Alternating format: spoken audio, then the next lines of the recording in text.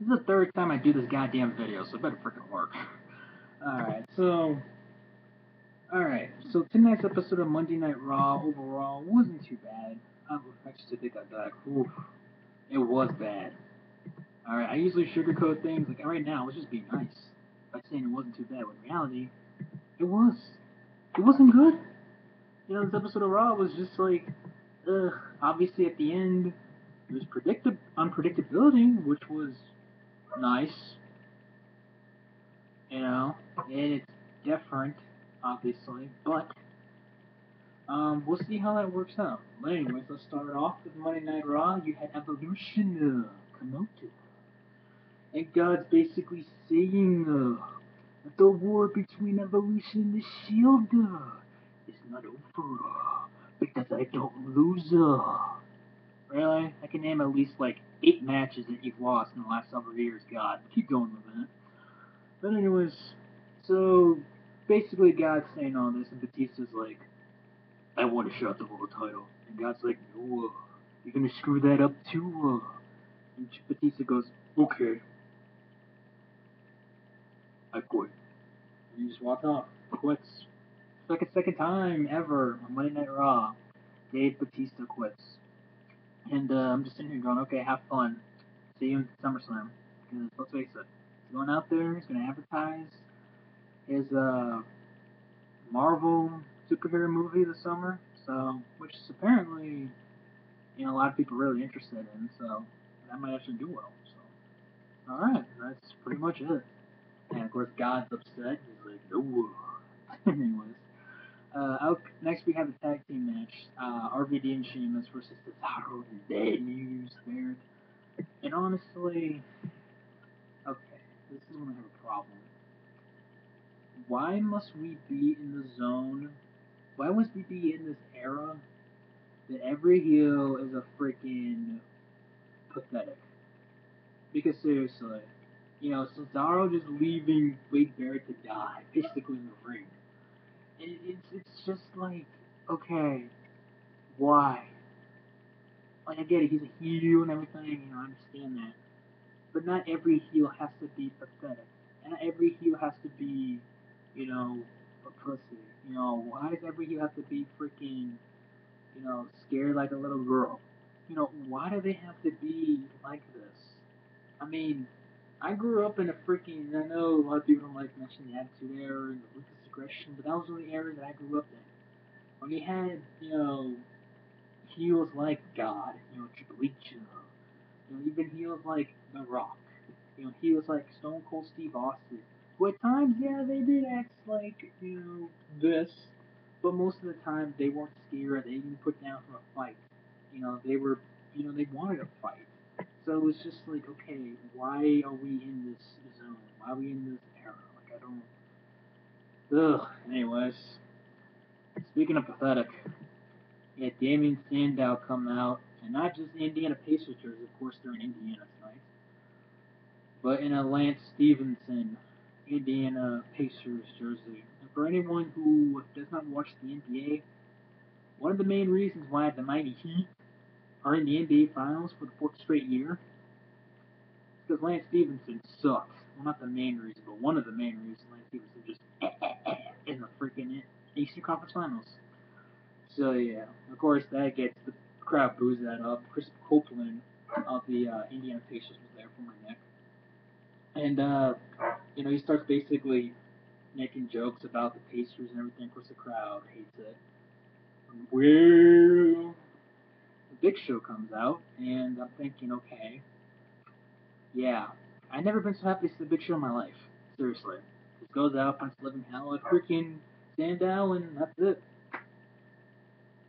Yeah, cheap face reaction for Big Show. Okay. So next we got Kofi Kingston versus Dallas. I believe, guys, in a rematch from last night's match at Payback. No Kane this time.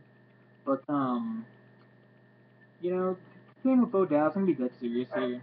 I've never necessarily been a fan of Bo Dallas for his in-ring skills. But I think his persona and his gimmick sort of, I wouldn't say it overshadows it, but I guess in some way it kind of balances it because at least with his gimmick, it's entertaining. Because not many times have you seen someone, especially heel, thinking that he's the greatest thing in the world, and he actually believes in it, does believing. And after the match, he doesn't beat the holy hell or laughs or spits on his opponent. He picks them up and hugs them. Like, when was the last time you saw that shit? Like, seriously. And it's not like, oh, this is new or anything. I know he's been doing this in NXT, trust me. I've seen NXT a lot longer than most of the people who came to hell. But, yeah, I know the crowd's just saying this is boring, but, you know, it's the character is not meant to be serious. And again, I've said this before, it's not like a broken record. As wrestling fans, we take some gimmicks too damn seriously. This is a pure example of it. But nonetheless, we have the Queen coming out there. Basically saying that Daniel Bryan has till Money in the Bank to defend it in a stretcher match at Money in the Bank, aka the WWE World Heavyweight Championships. Or the championships will be vacated. And then comes out, and of course before then, Stephanie mentions how Brie slapped her and that she didn't deserve it, and yada yada yada. But then, comes out, and I'm thinking, okay, it's gonna be like 2003 when he smacks freaking the Queen of Queens' ass, and God was probably pissing his pants at freaking Raw, going, I should have been on SmackDown. Kidding about that. But anyways, she congratulates him his win over Bray Wyatt, and Cena just mentioned that he's a 14-time world champion, basically hinting that he wants to be world champion again. I know what you're all saying. The man sells a shitload of merchandise. This man is the top guy in WWE. He's a franchise. He's the face of the company. Blah, blah, blah. But seriously? No. Freaking A. No. Okay, don't do it. Don't do WWE. I know he hasn't gone for the belt since February. Don't do it. Oh, they're gonna do it too. Ugh. Anyways, yeah. So basically, either Cena becomes champion, which he's probably gonna leave Money in the Bank, which happens to be in Boston, Massachusetts. Well, at least the one good thing about it being in Boston is, I'm not trying to sound freaking biased here, but Boston does have one of the best wrestling crowds usually. So, the same. So out comes Kane, and I'm thinking, oh Jesus, just bring the big booty bitch back from her married life, and then you just got 2012 all over again, and find Zack Ryder under that bunny suit for Adam Rose. But anyways, Kane versus John Cena match, yeah. Basically, possibly a preview for Money in the Bank here. Sad but true. This could be a preview for Money in the Bank for the World Heavyweight Champion. We don't know who's winning that match too, if that does happen.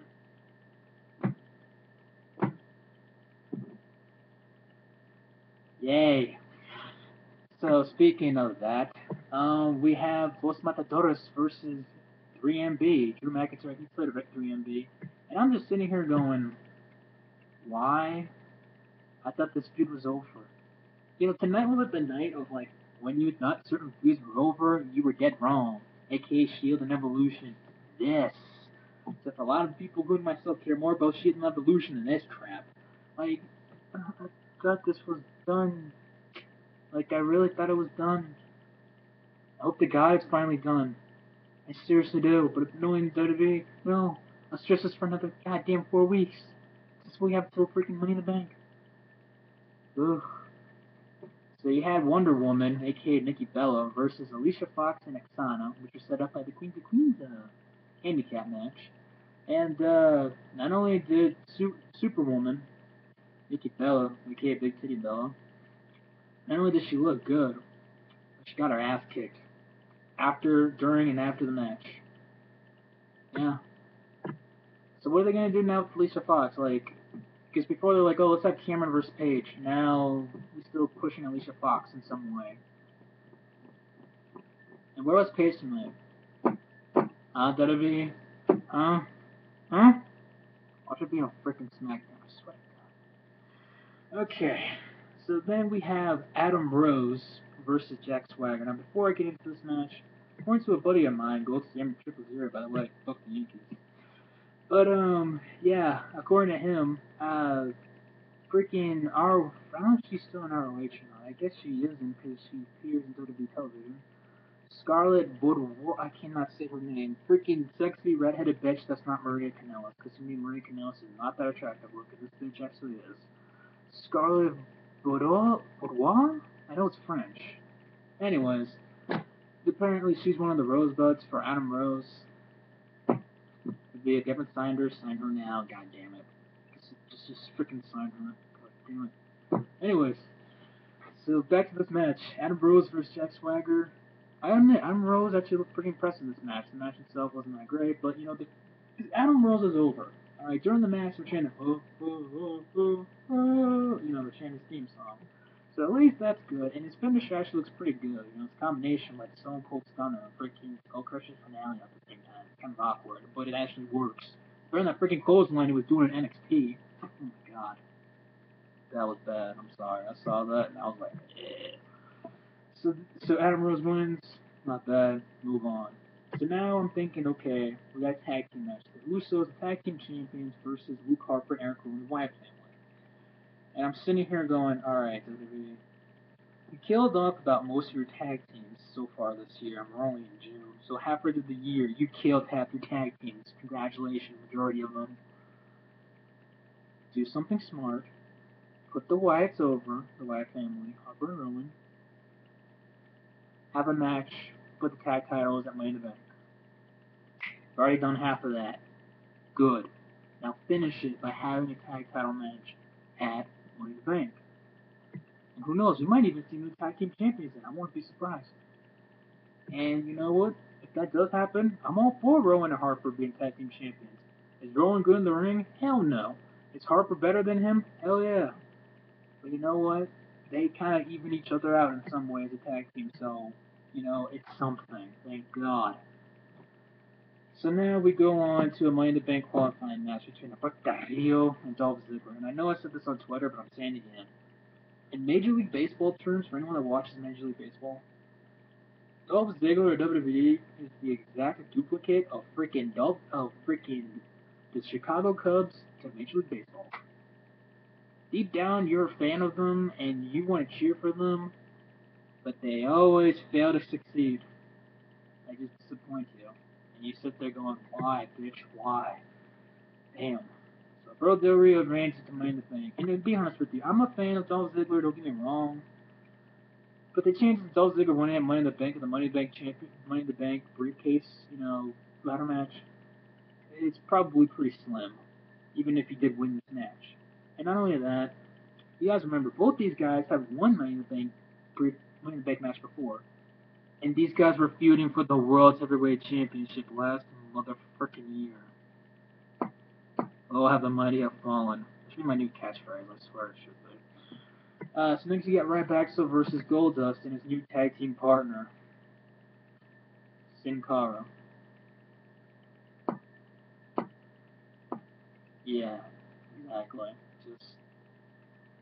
Just have Cody and freaking Goldust face each other at SummerSlam or some shit, please. I know there's a building up to it, obviously, but just do it. Speaking of just do it, Lana, oh my god. Okay, so you have Lana come out there.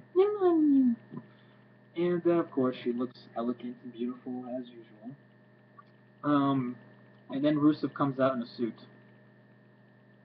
Okay, the hell. And she basically says that, you know, this is the Hero Federation Award ceremony, and basically Rusev gets a medal. For what? For beating Big E last night? Like, what the hell did he get a medal for? This was pointless. I mean, okay, if it was to stare at Lana, okay, that may be. But this was like the most pointless segment I've seen on Raw in like years, at least, and even like in a decade. Like seriously, I can't remember a least memorable, more pointless segment. This was just like filler to the max. Like, ugh. So then you got the main event, Roman Reigns versus. And I know a lot of people are upset at this. Why didn't Ambrose turn heel? Why didn't Reigns turn heel? Why did it have to be Rollins, aka Tyler Black? You know, I said earlier I'd never watched ROH, and, but I did hear about Tyler Black, aka Seth Rollins, having a small heel turn in ROH. I don't know how well that went. For anyone that's ever seen ROH or watches it, remembers it, you can comment down below and tell me how good it was. Cause I can almost guarantee you I'm not going to go check to see how good it was, just because I've never really been an indie guy. But nonetheless, um, this was as bad as this Raw was. This I'm not gonna say the saved Raw, but this was obviously the biggest part of Raw because you know you have a guy who was basically the glue to the Shield. He's basically the guy that when around WrestleMania time when Rollins and Ambrose when they were fighting nonstop. It was Reigns and Ambrose. Excuse me. When they were fighting, Rollins was always the guy that tried to say, "Hey, relax, we're a team. Chill, okay? We can get through this. Stop doing this. Let's be the Shield. Believe in the Shield. Let's fight for justice." And now, all of a sudden, WWE does something unpredictable, twists this, and has Rollins, who I guess is now the newest member of Evolution. So, this could be interesting. And I know as a fan of the Shield, I'm kind of like, ugh, about it, but at the same time, it is unpredictable. Sometimes, not always unpredictable things are good, trust me, because, you know, WWE, TNA, other wrestling companies in the past, they've screwed up unpredictability and then some. We've all seen it. But I'm willing to give this a chance. I want to see where this goes. So, props to WWE, making me think, alright, where's WWE going to go from here? So, should be interesting to see. Anyways, that's for me. Damn, it's long.